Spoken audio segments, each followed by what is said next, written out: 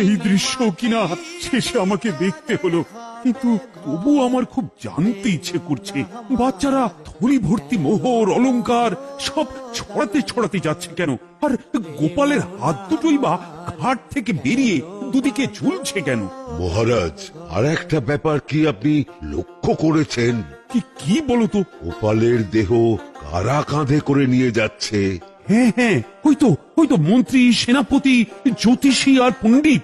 আসলে গোপালের এই শেষ যাত্রা আমাদের কিছু শিক্ষা দিয়ে যাচ্ছে মহারাজ।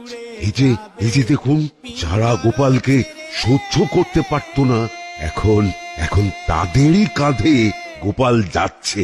তার মানে শেষ পর্যন্ত কেউই কারোর শত্রু থাকে না, সবাই মান অভিমান ভুলে কাঁধে কাঁধ মিলিয়ে পার করে দেয়। আর ওই যে মোহর আর অলংকার ছড়িয়ে যাচ্ছে, সেটাও বুঝিয়ে দেয় যে এই অর্থ, সমৃদ্ধি সবই ফেলে একসময় চলে যেতে হবে। দুটো খালি হাতও বুঝিয়ে দিচ্ছে খালি হাতেই আমরা সংসারে এসেছিলাম, আর খালি হাতেই আমাদের যেতে হবে।